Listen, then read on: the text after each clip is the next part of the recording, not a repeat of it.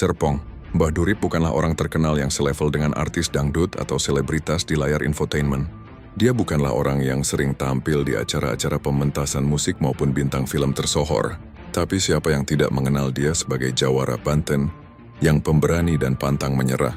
Meski pada akhirnya, orang-orang menemukannya bahwa ia telah mati di emperan pasar Tanah Abang, di sebuah rumah tua yang kumuh, lengkap dengan bau bacin dari air comberan dan got-got jalanan yang tak terurus.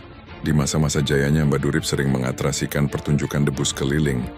Dari alun-alun Banten, Pasar Lama Cilegon, Pasar Tanah Abang hingga Pelabuhan Tanjung Priok, dia sendiri tidak bermain debus, hanya duduk-duduk bersila di sepanjang pertunjukan debus. Seusai pertunjukan yang biasanya memakan waktu 2 hingga 3 jam, Mbah Durip hanya memborehi minyak dan menyemburkan air putih di kepala orang-orang sakti yang memainkan pertunjukan, hingga kemudian para pemain yang tadinya dalam keadaan setengah sadar, tiba-tiba matanya terpejam, lalu terkesiap dan pulih seperti sedia kala. Konon menurut kabar burung, sewaktu mudanya Mbah Durip pernah menaklukkan kebo bule yang mengamuk di alun-alun kota Serang, Banten. Dengan ketangkasannya serta kesaktian ajian dan mantra-mantranya, orang-orang dibuat terkesima saat kebo bule itu tiba-tiba berhenti dari amukannya, lalu terdiam kaku serta menunduk malu di hadapan Mbah Durip. Itulah salah satu riwayat tentang masa lalu Mbah Durip. Sampai kemudian istrinya yang cantik memerintahkan tukang cukur agar memangkas rambutnya, kemudian menyimpan potongan rambutnya, seakan-akan disitulah letak kesaktian suaminya. Dalam setiap pertunjukan debus dari wilayah Banten hingga ibu kota Jakarta, para penonton tergetar ketika menyaksikan Mbah Durip di lapangan pertunjukan. Padahal dia bukanlah salah satu dari 7 pemain debus yang akan tampil. Tetapi ketika masyarakat mendengar kabar bahwa Mbah Durip akan hadir dalam pertunjukan, itu pertanda bahwa lapangan akan dibanjiri dan disesakan oleh ribuan pengunjung. Berpakaian hitam-hitam dengan ikat kepala berwarna biru tua, wajahnya dilapisi dengan bedak tebal. Dia berjalan pelan mengitari penonton setelah penampilan beberapa pria yang menyemburkan api dari mulutnya, serta 2 orang pemuda yang mengupas kelapa dengan gigi-giginya yang tajam. Suara degung dan terompet dipermainkan.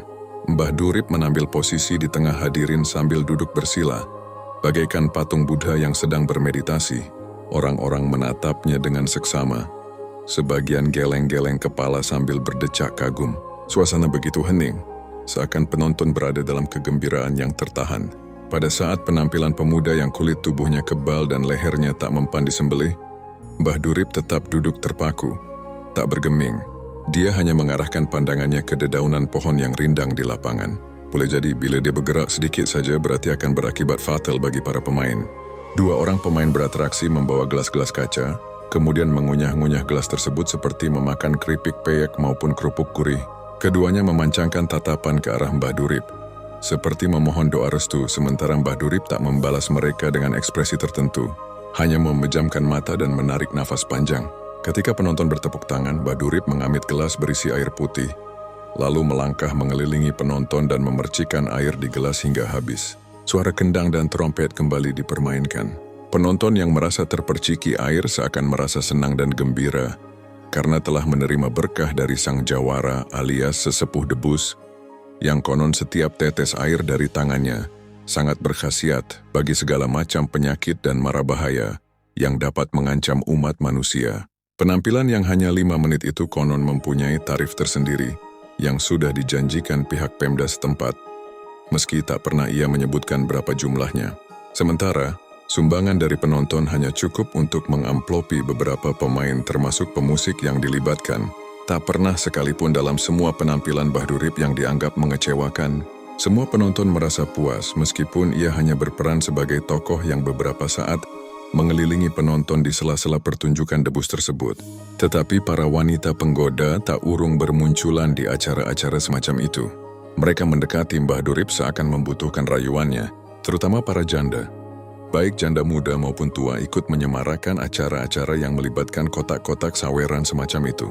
Sesekali dalam atraksi tersebut seorang pemain yang lengannya bersimbah darah, seolah-olah bekas sabetan golok, tiba-tiba Mbah Durip mengambil botol berisi minyak ramuan. Lalu seketika memborehi minyak tersebut di bagian lengan yang terluka, hingga musnahlah darah yang menetes berikut luka goresan di lengannya. Para penonton yang tadinya terperangah dengan tatapan mencekam, Tiba-tiba menghela nafasnya lega hingga tersenyum merekah. Sensasi semacam itu tak beda jauh dengan penampilan mentalis atau ilusionis yang membelah tubuh manusia menjadi dua atau memisahkan tubuh manusia dari kepalanya, seperti yang ditayangkan di layar-layar TV, atau bahkan semacam trik-trik permainan sulap yang menghidupkan kembali kelinci atau burung-burung merpati yang sudah mati. Namun pada akhirnya semua ketenaran dan popularitas yang disandang Badurip kini telah musnah di telan zaman. Nama besarnya tenggelam di hempas angin perubahan. Padahal, dalam setiap pertunjukan debus yang digelar, tak pernah ia mengalami kegagalan. Sampai kemudian istrinya menyuruhnya agar mencukur rambutnya di kedai pangkas rambut. Tapi, kini apa yang harus dilakukannya? Bahkan untuk memotong rambutnya yang memanjang sekalipun, ia membutuhkan uang untuk dibayarkan. Menurut kabar dari bantennews.com yang pertama kali memberitakan kematian Mbah Durip, konon ia pernah beberapa kali mengalami kegagalan saat menampilkan para pemain muda di lapangan atraksi. Beberapa di antara mereka dibawa ke rumah sakit karena mengalami pendarahan. Bahkan ada juga pemain debus yang beberapa hari kemudian meninggal dunia karena luka-luka pada organ tubuhnya yang tak bisa ditangani pihak kedokteran. Namun demikian, Mbah Durip mampu mengubur semua insiden kecelakaan itu, seraya menenangkan keluarga dan masyarakat bahwa kematiannya disebabkan penyakit yang menjadi pembawaannya. Ia mampu menjaga reputasi dan nama baiknya. Berkat kemampuannya berdiplomasi ditambah jumlah pendukungnya yang masih menaruh kekaguman padanya. Meski demikian, pihak aparat tak mau menindaklanjuti perkara Mbah Durip menyangkut ribuan penggemar yang masih mendukungnya. Dikhawatirkan adanya gesekan dan bentrokan dengan pihak yang menentangnya. Belum lagi, jika ia menggelar pertunjukan di Tanah Abang, suatu wilayah yang paling banyak mengagumi kehebatan Mbah Durip, dari anak-anak muda yang mengenakan jubah dan kopiah di kepalanya, yang selalu menganggap Mbah Durip selaku guru spiritual yang dianggap maha sakti dan tak tertandingi. Di waktu mudanya, Mbah Durip pernah mengikuti beberapa lomba pencaksilat, bahkan pernah turun di ring tinju. Tetapi ia memutuskan diri menyerah mengikuti profesi kompetitif, di mana saingannya sudah terlatih sejak usia balita. Ia mengaku dirinya lamban dan tak mahir menggerakkan bagian-bagian indera tubuhnya yang kurang gesit dan cekatan. Selama bertahun-tahun Mbah Durip dikenal akrab di sekitar warung kopi, Pak Salim di sekitar pertigaan Pasar Jombang. Tetapi kini, ia sadar bahwa uang sangat dibutuhkan untuk sekadar meneguk segelas kopi dan sebatang rokok. Sekarang dia sudah almarhum, yang membuat para penggemar di kalangan kaum tua merasa kehilangan segala ingatan mereka tentang sensasi masa lalu yang menggelora. Sosok berbaju hitam-hitam dengan ikat kepala biru tua, dengan wajah berlapis bedak duduk bersila di tengah lapangan pertunjukan debus, mengelilingi para penonton yang hadir, dengan cipratan air yang membawa barokah dan kegembiraan. Kisah mengenai dirinya terasa masih melekat dalam ingatan orang-orang tua yang pernah mengaguminya. Tetapi bagi kalangan kaum muda saat ini, dia bukanlah sebuah nama. Kini, telah muncul lakon-lakon pertunjukan bagi generasi baru dari kalangan pesulap maupun trik-trik mentalis dan ilusionis. Mereka bahkan tampil di panggung-panggung hingga menghiasi layar kaca dan ruang-ruang media sosial. Generasi baru ini terus berinovasi dengan kemampuan berkomunikasi yang lebih aktif dan atraktif, hingga para tetua yang cenderung bisu dengan segala keterbatasan bahasa dan alat peraga semakin tersingkirkan dalam percaturan dan persaingan global. Itulah hukum alam yang terjadi. Dan kematian itu juga bagian dari hukum alam yang mesti berlaku.